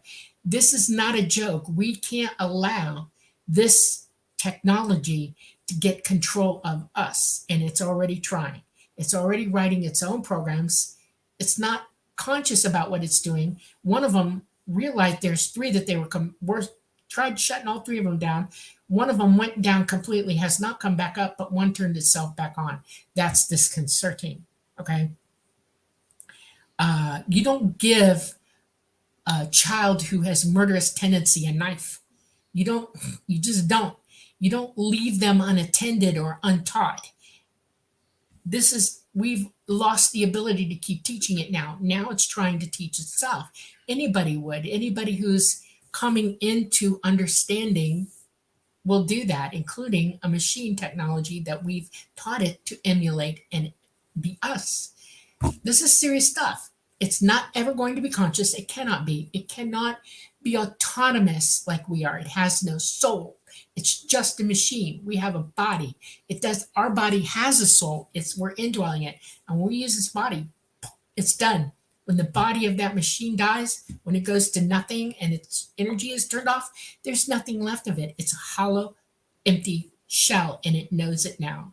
It's figured that out, and it's pissed off about it. Why? Why are we doing this? Why are we so egotistical and so in love with ourselves that we can't see that we're doing something that's all because we want everything to be easy? Okay, I'm sorry. Life is not easy. We didn't come here for easy. We came here for hard. That's a fact. It's physically hard. It's mentally hard. It's exhausting. It's everything we need to learn to be wise about what we're doing. And yet we've created this now. ET, oh yes, they understand. It's like giving a bomb the ability to light its own match. That's not good. It's just not good. And they've known it since we developed nuclear devices, and then we started back engineering their stuff. They're watching us. We are out of control, and they know it, and those of us who are aware know it as well. The governments of this world are just as egotistical. They're self-important. They think they're better than anything else. They have all the traits of somebody who has no empathy whatsoever, and we're all listening to them. We let them run our lives. It's not good. Think about it. If you want everybody to wake up, we need to understand that we are our own person. We make our own decisions. We are autonomous beings. We think for ourselves. You can't lie to me all the time, because now I'm conscious and I can hear you lying and I know you're lying. That's not good. But it would be for them. If we all woke up at the same time on this planet, it would happen overnight. They would back down because they know they couldn't lie to us anymore. Instead of worrying about disclosure from them, worry about the disclosure within yourself. That's where disclosure is. That's your ability to know what's real and not, true and false. Well said. I'm definitely with you on that one. That was yeah, very, very well said. Michelle, what do we have here from Lisa? Lisa has asked, what do they look like and are they scary looking? Okay, well, do you watch anything about the oceans? Do you see all the weird fish that are down there? Are they scary looking to you? I mean, scary means it's going to eat me, right? It's got big sharp teeth and I'm going to be dinner. That's scary. Okay. You need to think about that. You need to like take a right turn or a left turn or, do your duty, back off it because you know that that's scary. Okay. ETs are not scary. They're not going to eat you. They look like us. They have two eyes. They have ability to breathe. They have a nose. They have a mouth. They have teeth. They eat. They drink. They hear. They can speak a little bit. They're psychic. They have digestive tracts. They go to the bathroom like we do. They have sexual reproductive organs like we do. They love each other like we do. We're all the same. We just look a little different. That's all. The little AIs are a little disconcerting when you first start them. I'm used to them now. It's like, okay. They get the job done. But most ETs have beautiful eyes and they have beautiful souls. And when you start talking to them, it isn't what they look like that's coming into you. It's who they really are. Beauty is skin deep. Remember that. Yeah, and when you were talking about AI and you were talking about world and government leaders and things like that and the lack of empathy, one of the big things that was going through my mind is just how narcissistic our society and basically all over the world, the selfies and the objectification of everybody, and our AI is learning from that. Yep. Yeah. So, you're worried about, pushing your lips up and, wearing, ridiculous clothing or acting the fool on the internet. Guess what's learning from you? AI, which is going to be extremely powerful here very, very soon. And even Elon Musk is worried about that. So absolutely he is. Yeah. Yeah. I mean, I think that might be a reason why he wants to go to Mars. He's not going to Mars. No. Yeah. I want to put some truth out there for you. Okay. Let's get this on the table. All right.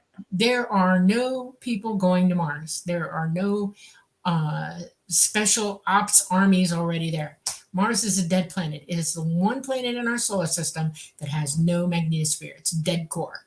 It blew off the entire outside of its existence. All of it's gone. It is outgassing. It is actually smaller than it used to be because it's getting smaller and smaller. It can never be revived. It can never be made. It is permanently dead. You couldn't last 5 minutes there because the gamma radiation that hits that planet destroys all life absolutely. You couldn't make it there to live there. Nothing. That is the biggest lie they are telling. Please don't believe that. They just want your money. They want you to join their space force. They want you to play in their narrative. They want to dangle treats in front of you to make you believe anything to get you sucked into their programs. Don't do it. Yep, 100%. Okay. I mean, that's I can't agree more because one of the things that I teach is about the solar system, and just with and this is what gets me about this whole thing going to Mars, is that if we're going to go to Mars, since there is the core is dead, and the solar winds and particles have blown away the atmosphere on Mars, there's no way that's going to come back because there is no magnetic sphere or anything like that. So why do they keep pushing this? So what, and for somebody who's as smart as Elon Musk is supposed to be, and all those engineers and everybody who's building these rockets that can land on their own and everything, I mean, what is the point when you know that planet is dead? And I don't understand. And maybe you hit on something there. It's really to do about the money and the ego and everything else. There is a huge truth out there that not many people are aware of. The 1% are the people that are running this globe are very well aware of it. I've hinted about it. I've talked to it a little bit here, and I'm going to give it to you. You've asked the question, you deserve the answer. Are you ready? Let's go. Okay. We are in a solar system that is circumnavigating a galaxy. We're on one of the outer arms of this galaxy, and we revolve. We not only revolve within ourselves, we're spiraling and undulating and moving. We're going around this galaxy. And there are many different types of energy intersecting us at different points and where we are in our galaxy, period. Our solar system is as vulnerable to those energies as we are to our sun. It's all a big machine that has its rules of existence. When I say it's a mainframe, it's a dangerous mainframe. It's like a Ferris wheel out of control. You can't control what is happening in the third dimensional mainframe of our universe, especially in our solar system and especially in our galaxy. We're all moving around. We collide with one another. Stars go, like we have a red dwarf. It's going to get bigger and bigger and eventually extinguish and, nova out. Before that happens, and we might have Andromeda hit us because it's on the way, or the filaments, the electromagnetic filaments, plasma filaments are already touching that galaxy. We're already commingling with it, whether you realize it or not. It is a big deal. One of the energy ribbons that we go through every 12,000 years, as we're going around our galaxy, is upon us, and it has been upon us for the last 100 years. And it is getting stronger and stronger and stronger, and it's made us very vulnerable because its polarity has made our sun change its poles. And then our sun signaled all the planets in our system to change their poles as well. This is a big deal. While we're changing our poles, every single planet, and Mars is only affected a little bit, are showing signs of that polarity change. If you look at Jupiter right now, where's the big red spot? It's getting smaller. It's turning colors, different colors. It's losing itself.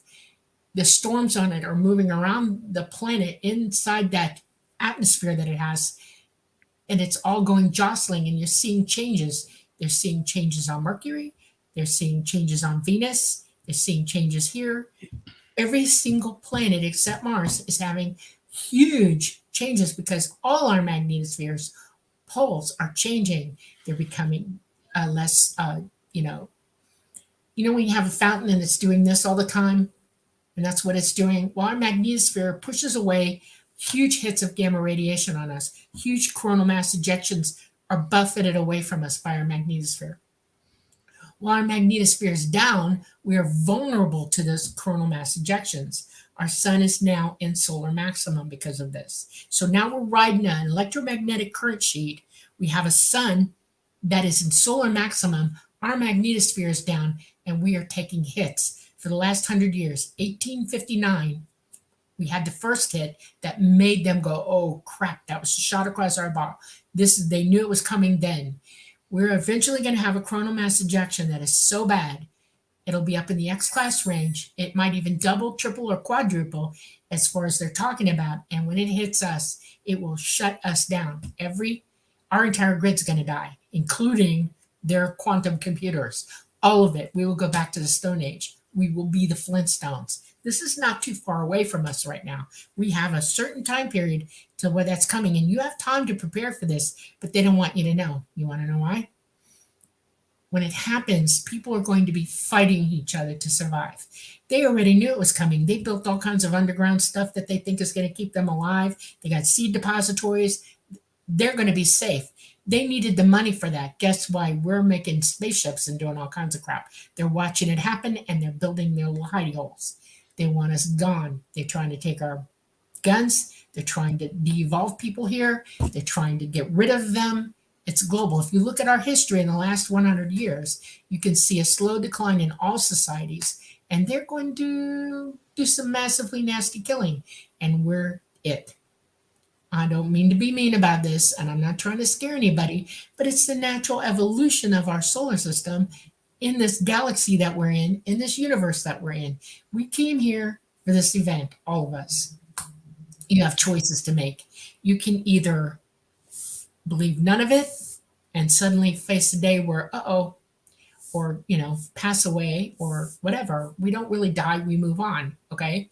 Or you can have control over yourself, raise your consciousness, learn to communicate with the ETs, and try to stay on board here until they come back and pick you up, because that's their plan. When our magnetic sphere stabilizes, they will show up in mass. Every road, every airport, every driveway, every parking lot, everywhere, all over this planet, every sand dune, wherever there are human beings left, they will land and take you out of here. Because in reality, what's coming after that is too big. We won't make it. And every 12,000 years, we do this with them.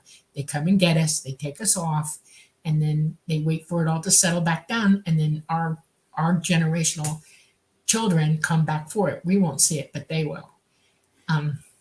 That's just the cycle of life around here. Yeah. So what do you want to do with it? Do you want to be aware of what's coming? Do you want a chance to decide for yourself how you want to have this existence go for you? And you have every opportunity to live and joy until that happens. I mean, that's one of the things we're supposed to be doing here, is to find a way to live in joy and peace with one another. And if we all raise our consciousness at the same time, that's a possibility. We can all join hands together or minds together and go, you guys are full of it and we're taking over, and we're just ready for it. We'll be ready for it. But you deserve the right to be ready for it. That's the point. Right. They know ET exists. They've known it for a long time. They're well aware of it. ET won't have anything to do with them. Figure out why. And they want to be the ones who get picked up, and they won't pick them up, they think, if we're here. So if we're gone, they get to go for the ride. And I hate to say this, if you have any evil on you or stupidity or stinking thinking, you won't hear them to get picked up. They will ignore you. So take it for what I tell you. This is a big moment in our history. This is the most crucial moment of existence for everybody. Your ability to know that you are a being, that you are conscious, that you have a mind, that you've lived many lives, and that you have a place to go one way or the other. You've been living all over this universe already. You're just not aware of it. You don't have to be born on Earth. You can be born anywhere. There are beings living throughout the entire universe, and you do. You have. And there's nothing to be afraid of. They've made you afraid. They've made you want to hold on to life so dearly. They think they're entreating you to believe that they can help you live forever. No, they can't. No. Okay, not going to happen. Everybody dies. Everybody lives multiple lifetimes. Physically lose the body. When you learn enough to make it out of this dimension into others, you eventually become light. You lose your body. Fifth dimensional beings have no corporeal being whatsoever. They're non-corporeal, and yet they're alive and they're existing, and they're able to manipulate matter, light matter. That's how they do everything they do. Everything is light driven for them, light manipulation, because it is light, and they understand that. They're billions of years in advance of us. This universe has been here a long time. It's always been here, and there are beings who are so far above us as to be gods to us, or make us think they're angels or whatever. It's just how our existence runs. We're low right now. We want to get out of here. Well, I will say, Dolly, that your last few comments has really set fire to the chat room. So very well said. So Tara Moha said in a recent post, said Elon recently admitted Mars is a no-go. He's setting his sights elsewhere. So I'll have to look into that. And then Tara came back on and said, when? So do you know, have you figured out or been told when a lot of this is going to happen? And Neurochannels also said about every 200 years, big CME. So it's a coronal mass ejection. Yes. Do we got like 30 years till the next one? So time frame 30 wise. years until we have a massive micronova. That's in about 30 years time. The big CME that takes us back to the Stone Age is much sooner than that. They're thinking, the guys on the ground here who knows what's going on are saying like 2 years from now, you could start to worry about it. I'm telling you right now, worry about it now. You won't be ready if you're waiting till then to worry about it. Worry about it now. Because one of those CMEs they know now can pop off without warning and be massive.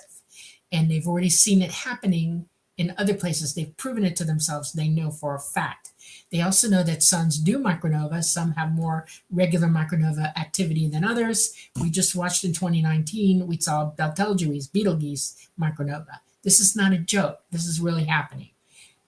So I'm looking at, I think maybe 2 years from now. Between now and 2 years, you're going to see that CME hit. When it does, no electricity, don't guarantee it's not going to happen. If you're living in a house that's fully wired, watch it burn down. It will.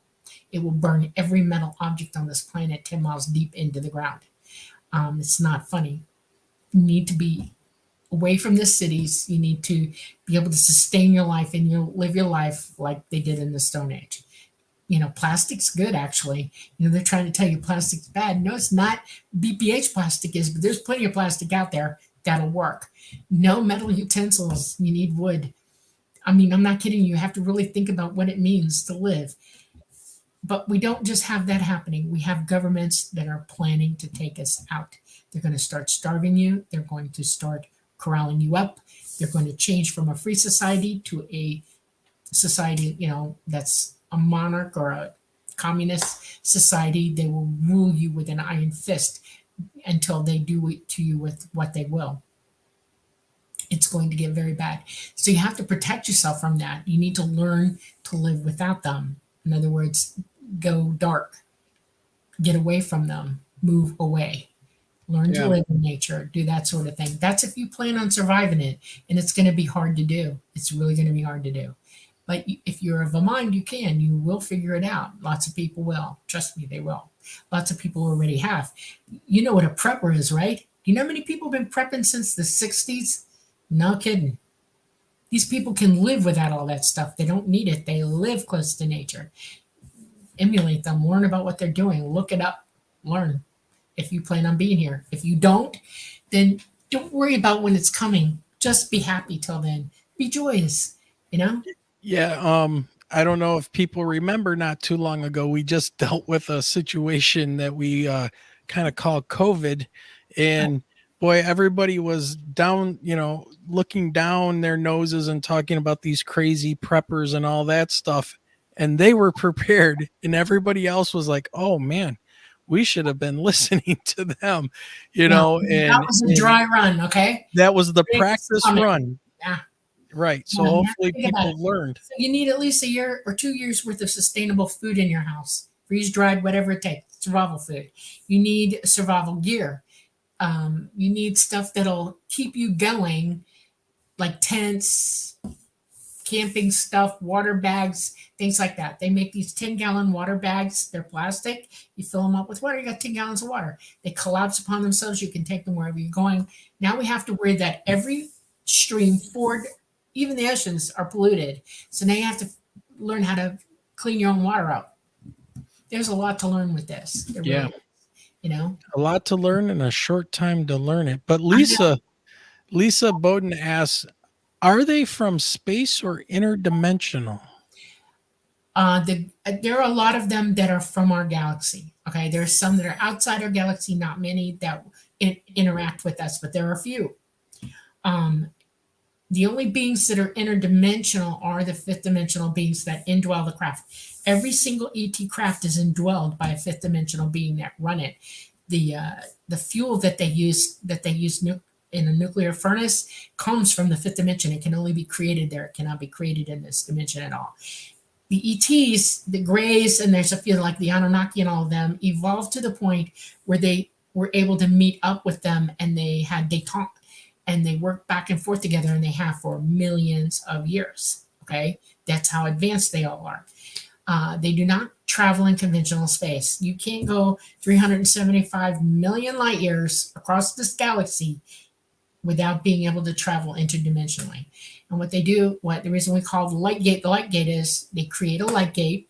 It's like they become light, okay, and they go through this interdimensional gate in light to get clear across the universe. When they come out on the other side, the gate shuts, and then they go to whatever planet, and they usually are outside the planet when they arrive. They know the coordinates, they know how to get there. So question about that. a lot of people have said that they believe that craft are already here, especially in water sources. What are your thoughts on that? Nope, they're not here anymore. They do use the water. It's a good place for them to hang out. Uh, they use water to cool off too. When they come in, they're very, very, very, very hot, and it's too dangerous for them to come around us that hot. They heat up to over it's probably 17,000 degrees. That's how hot they are. They're in an envelope of graviton wave that protects them from it, but they turn to pure plasma on the outside of that envelope that they're in. And it's so hot, that's why they look white when they're in space. They're burning. That's plasma. You see it, it's so hot. They come down through our atmosphere and you can actually see them changing color. And that's because they're trying to cool down. And a lot of times they go straight into the ocean to finish cooling off so that they come near us. It is dangerous to be around the craft. If you were to have one land around you, my advice back then would have been, don't touch it. Wait to see what happens because it can hurt you. I mean, there are a few people famous. They've got stories out there that have been hurt and they had to repair them and help them because they got injured off a craft. That's the way it is. No, they are not here. They left. They cannot fly here. They're not here. Anything you see in the skies now, I'm telling you, is back engineered and it's dangerous. They're dangerous because they are loaded with a type of energy weapon that can hurt you, kill you, dead. And they will. They will use them. The black mat triangles, they've been out since the 70s. You think that's a UFO? No, it is not. It is us, not them. You see one that's rectangular shaped, black mat as well. Please, just if you see it, go inside.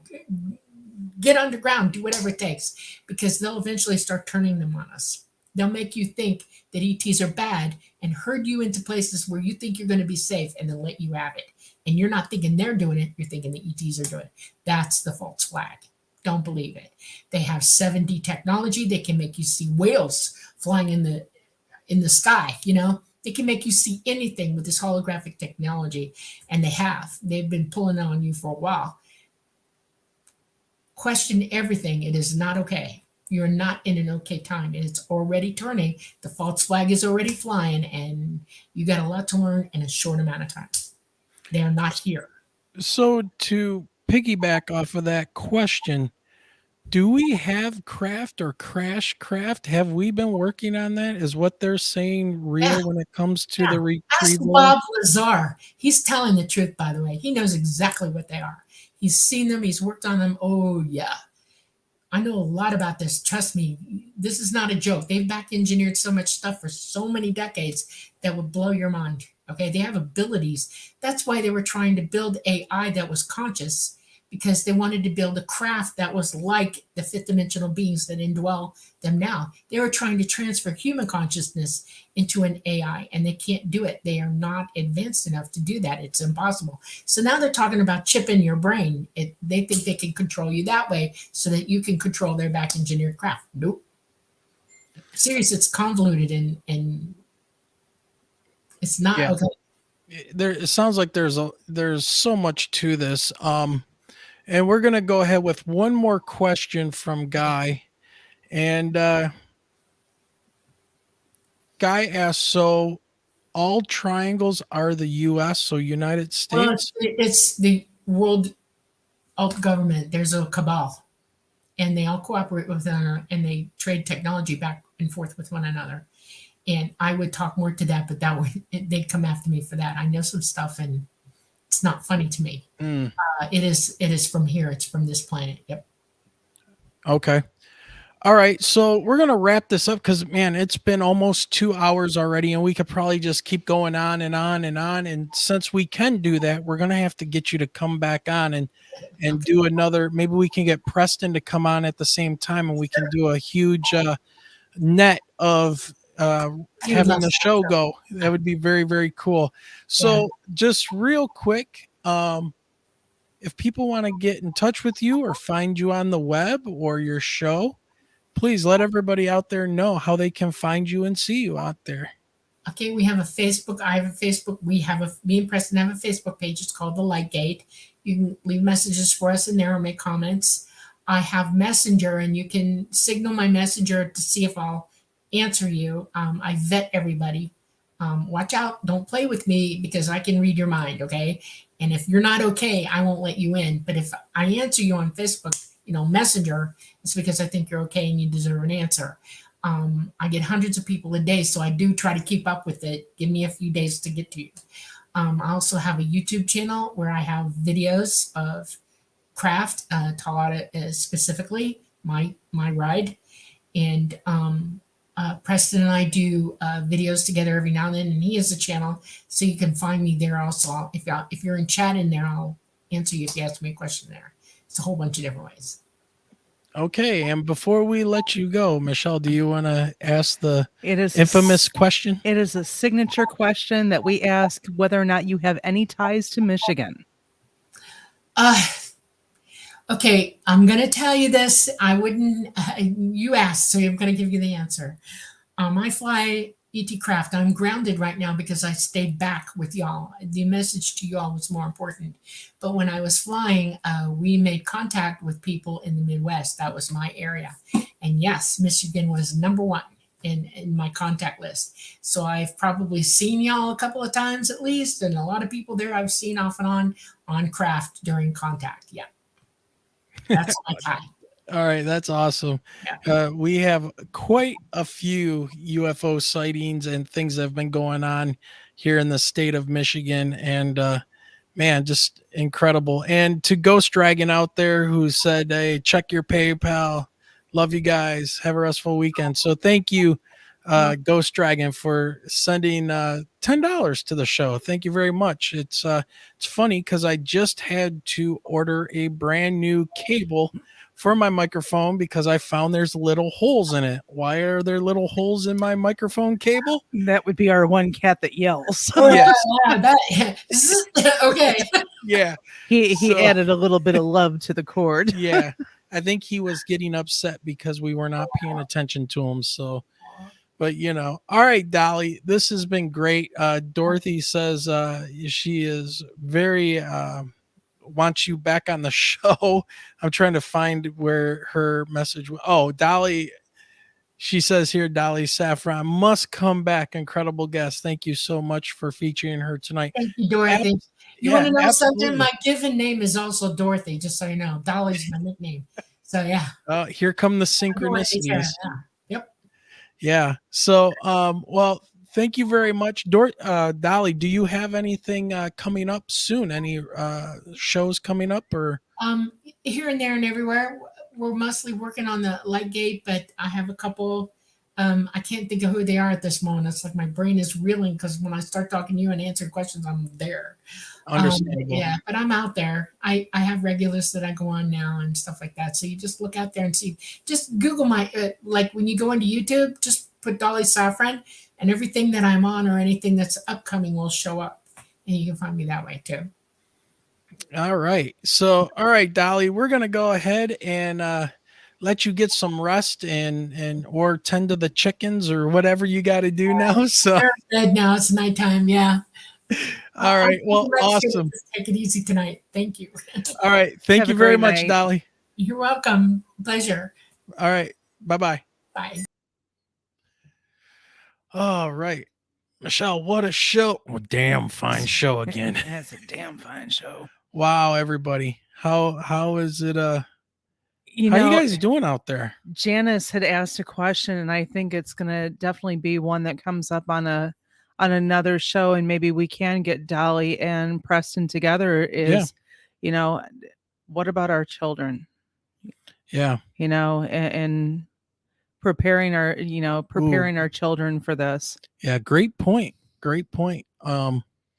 For sure. They're going to need certain skills, and luckily for me, I learned a lot of survival skills in the military. So they teach you how to live out there in the wild and eat Lucky bugs. For me, I'm married to you. Exactly. Diane says, great show, Wayne and Michelle. Loved it. Thank you very much. Thank you, everyone, for coming out this Saturday night and hanging out with us. So just remember, tomorrow we will be back at 3 p.m. Yeah, when Guy said it's been a wild week, he was not kidding. Yes. So, and we're discussing it all tomorrow. Yep, a lot to talk about tomorrow. So make sure you join us at 3 p.m. right here on YouTube, and also Facebook and Twitter will be live. But Michelle, it's been an awesome show tonight, and I am so happy. It was well worth the wait. Yes. For everything that went wrong, it went so right today. So, all right, Michelle. Everyone have a wonderful night. Have a good night, everybody. And remember, keep your eyes to that sky. Are we ready to go? Yeah. You ready to go? Ready to go. All right. I think so. Here we go.